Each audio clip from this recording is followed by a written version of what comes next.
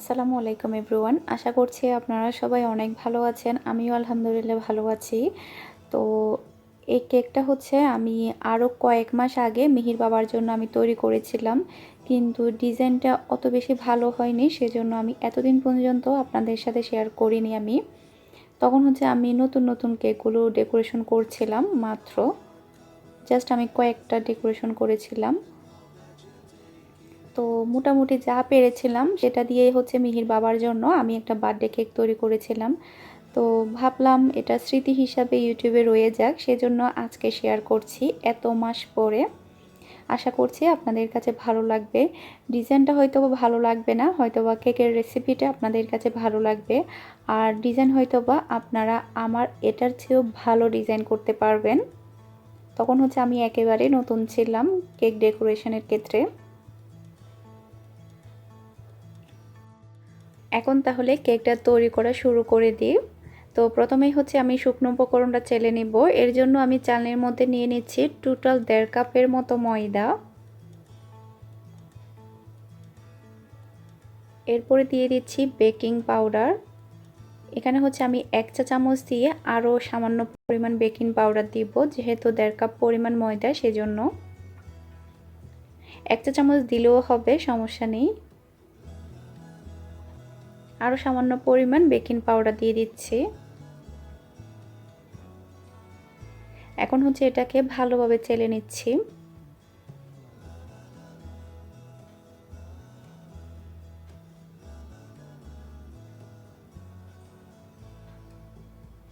আমাকে হচ্ছে অনেক কাপড়ে জিজ্ঞেস করে শুধুমাত্র সোডা দিয়ে কেক তৈরি করা যাবে কিনা। শুধুমাত্র সোডা দিয়ে যদি আপনারা কেক তৈরি করতে চান তাহলে কেকটা গন্ধ হয়ে যাবে। বেকিং সোডার, বেকিং পাউডার আবার হচ্ছে বেকিং সোডা দুইটা একসাথে দিতে পারেন, তখন কিন্তু সমস্যা হবে না। শুধুমাত্র সোডা দিয়ে তৈরি করা যাবে না। তো এখানে হচ্ছে টোটাল আমি 5টা ডিম নিয়ে নিয়েছি স্বাভাবিক তাপমাত্রার। এখন হচ্ছে একটা ইলেকট্রিক বিটার দিয়ে ভালোভাবে এটাকে বিট করে নিব আমি।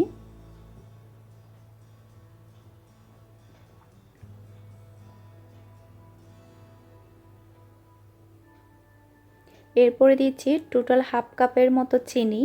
চিনিটা চাইলে আপনারা আরও বাড়িয়ে দিতে পারেন, কোনো সমস্যা নেই।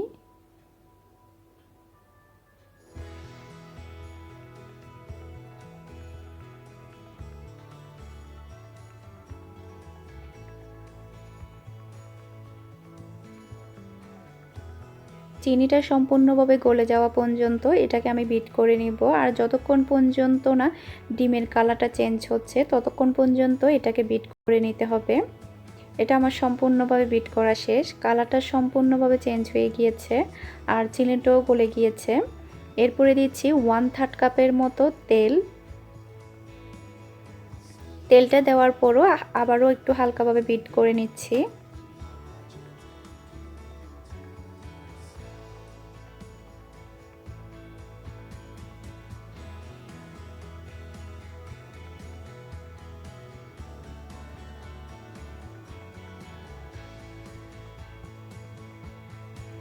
এটা আমার সম্পূর্ণভাবে বিট করা শেষ।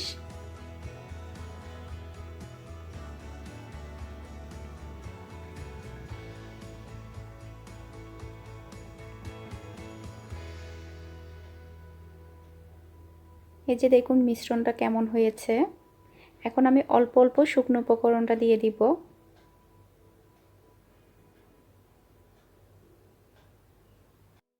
অল্প অল্প শুকনো উপকরণ দিয়ে এটাকে আমি আলতোভাবে মিশিয়ে নিচ্ছি। সম্পূর্ণ শুকনো উপকরণটা কিন্তু একসাথে দেওয়া যাবে না, এতে করে ময়দাটা দলা পাকিয়ে যাবে। তারপরে হচ্ছে যে ফোমটা আমরা তৈরি করেছি বিট করার পরে সেটাও বসে যেতে পারে। আর এই কেকের রেসিপিটা শেয়ার করার কারণ হচ্ছে, যেহেতু আমি শুরুতে যে আনাড়ি হাতে যে কেকগুলো ডেকোরেশন করেছিলাম, তো প্রিয়জনদের জন্য সেগুলো স্মৃতি হিসাবে রাখার জন্যই আমি এত মাস পরে এই কেকের রেসিপিটা আমি শেয়ার করছি। কারণ ইউটিউবে যদি আমি একটাবার আপলোড করি সেটা কিন্তু সারা জীবন রয়ে যাবে স্মৃতি হিসাবে। সেজন্যই কিন্তু আমি এত মাস পরে মিহির বাবার জন্য যে বার্থডে কেকটা আমি তৈরি করেছিলাম সেটা আমি আপলোড করেছি। আমি জানি এটা কিন্তু অনেকের কাছে ভালো লাগবে না ডিজাইনটা, সেজন্যই আমি আপলোড করিনি। মিহির বাবার বার্থডে ছিল মার্চে, আর দেখুন এখন হচ্ছে জুন, কত মাস পরে আমি এটা আপলোড করছি। ভিডিওটা হচ্ছে প্রথমে আমি একবার ডিলিট করে দিয়েছিলাম, এডিট করার পরে আবার দ্বিতীয়বার এডিট করেছি। শুধুমাত্র আপনারা পছন্দ করবেন না বলেই আমি এটা দিতে চাচ্ছিলাম না, শেষমেশ এটা আপলোড করেই দিলাম। তো শুকনো উপকরণটা দেওয়ার পরে তারপরে দিয়ে দিচ্ছি 1/3 কাপের মতো লিকুইড দুধ।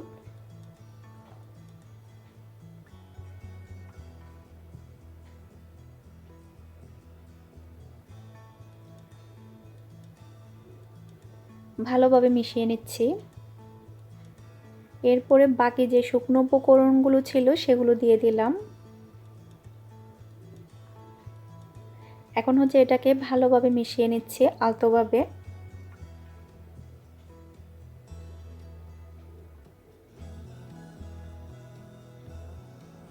এটা আমার সম্পূর্ণভাবে মেশানো শেষ। দিয়ে দিচ্ছি ভ্যানিলা এসেন্স 1 চা চামচের মতো। আবারও ভালোভাবে মিশিয়ে নিচ্ছি।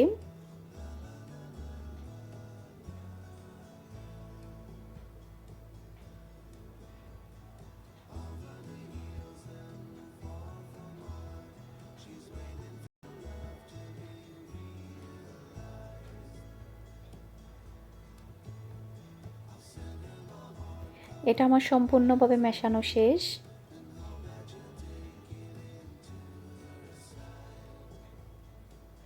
মিশ্রণটা একটু আপনাদেরকে দেখিয়ে দিচ্ছি, দেখুন এটা কেমন হয়েছে।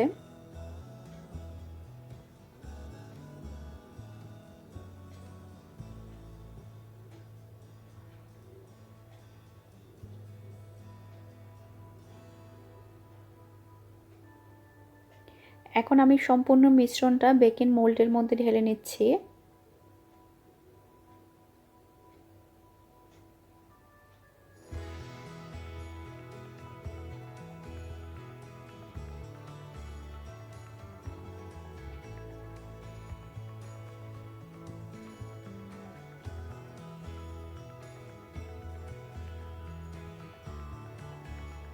এখন আমি একটু ঝাঁকিয়ে নিব, যদি এক্সট্রা বাবল থেকে যায় সেটা বের হয়ে যাবে। তারপরে আমি এটাকে 180 ডিগ্রি সেলসিয়াসের টোটাল 30 থেকে 35 মিনিটের মতো বেক করব উপর নিচে তাপমাত্রায়। এখন আমি এটাকে বেক করতে দিয়ে দিচ্ছি।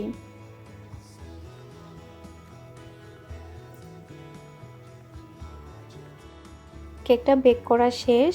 টোটাল হচ্ছে 35 মিনিটের মতো সময় লেগেছে কেকটা বেক হতে। দেখুন কেকটা কতটা সফট হয়েছে। এখন হচ্ছে আমি এটাকে 2টা লেয়ার করে কেটে নেব, এরপরে হচ্ছে ক্রিম দিয়ে কভার করে দিব। কেকটাকে আমি 2টা লেয়ার করে কেটে সুগার সিরাপ ব্রাশ করে তারপরে হচ্ছে আমি এখন ক্রিম দিয়ে কভার করে দিচ্ছি। তখন হচ্ছে আমি ভালোভাবে ফিনিশিংটাও করতে পারতাম না। আর এটা ছিল আমার হাতের 3 নাম্বার কি 4 নাম্বার কেক, আমার সঠিক মনে পড়ছে না, 3 নাম্বার হবে ডেকোরেশন করা কেক আমার হাতে। এরপরে তো আমি যেহেতু বিজনেস শুরু করেছি, অনেকগুলো কিন্তু আমার কেক তৈরি করা হয়েছে। যতটাই তৈরি করছি দেখা যাচ্ছে কি আগের থেকে একটু একটু ভালো হচ্ছে। আমার অনেক বড় স্বপ্ন, আমি খুবই সুন্দর সুন্দর কেক ডেকোরেশন করব। তখন আসলে আমার হাত অনেক বেশি কাঁপতো ডেকোরেশনের ক্ষেত্রে। আমি তো কারো কাছ থেকে শিখিনি, নিজে যা পারি তা দিয়ে আমি শুরু করেছি। আলহামদুলিল্লাহ আমি বিজনেসও শুরু করেছি, মোটামুটি আমার বিজনেস ভালো যাচ্ছে। তো আপনারা সবাই দোয়া করবেন যাতে করে আমি অনেক সুন্দর সুন্দর করে কেক ডেকোরেশন করতে পারি। আর একটা জিনিস কি, প্রিয়জনদের জন্য যদি কিছু একটা তৈরি করা হয় সেটা যদি খারাপও হয় তাহলেও কিন্তু ভালো লাগে, যতই খারাপ হোক না কেন।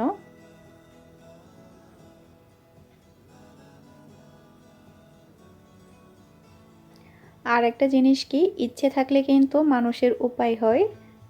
আমার চেষ্টা ছিল, সেজন্য আমি এখন একটু একটু করে কেকের দিক দিয়ে আগাচ্ছি সুন্দর সুন্দর কেক ডেকোরেশন করার জন্য।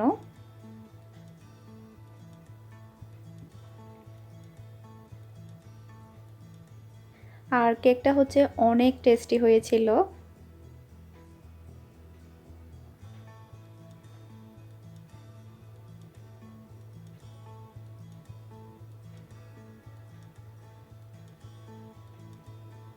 আমি হচ্ছে ভালোভাবে ফিনিশিংটাও দিতে পারিনি সুন্দর করে। আসলে নতুন নতুন হলে যা হয় আর কি। যেহেতু এটা আমার হাতে 3 নাম্বার কেক, তারপরে প্রিয়জনদের জন্য নিজের হাতে তৈরি করেছি, সেটাই হচ্ছে বড় কথা। আপনারা কিন্তু আমার চেয়েও ভালো ডেকোরেশন করতে পারবেন।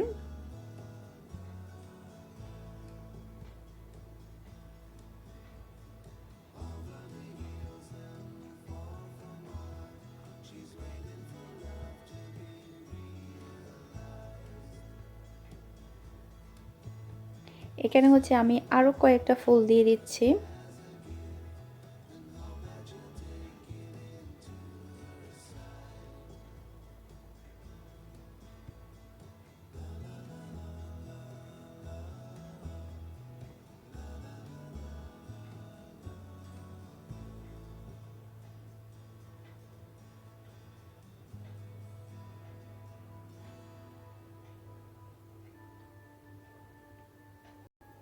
এই যে কোনো রকম কাপজাপ ভাবে দিয়ে দিলাম।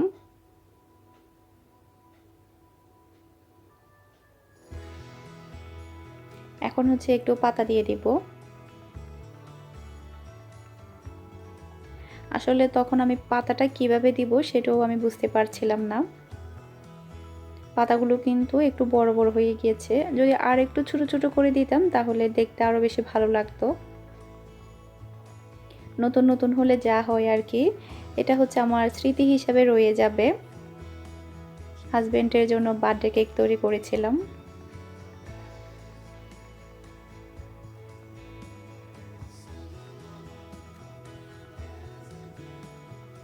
আশা করছি আমার আজকের এই ভিডিওটা আপনাদের কাছে ভালো লেগেছে। আমার ভিডিও যদি আপনাদের কাছে ভালো লেগে থাকে, আমার চ্যানেলটা কিন্তু আপনারা অবশ্যই সাবস্ক্রাইব করবেন। আর ভিডিওর মধ্যে লাইক দিতে কিন্তু একদমই ভুলবেন না। আমি জানি আপনাদের কাছে এই ডিজাইনটা মোটেও পছন্দ হবে না। ছোট বাচ্চারাও কিন্তু এর থেকে বেশি ভালো ডিজাইন পারবে, সেটা আমি জানি। আজকের মতো আমি বিদায় নিচ্ছি। আপনারা সবাই ভালো থাকবেন, সুস্থ থাকবেন। আল্লাহ হাফেজ।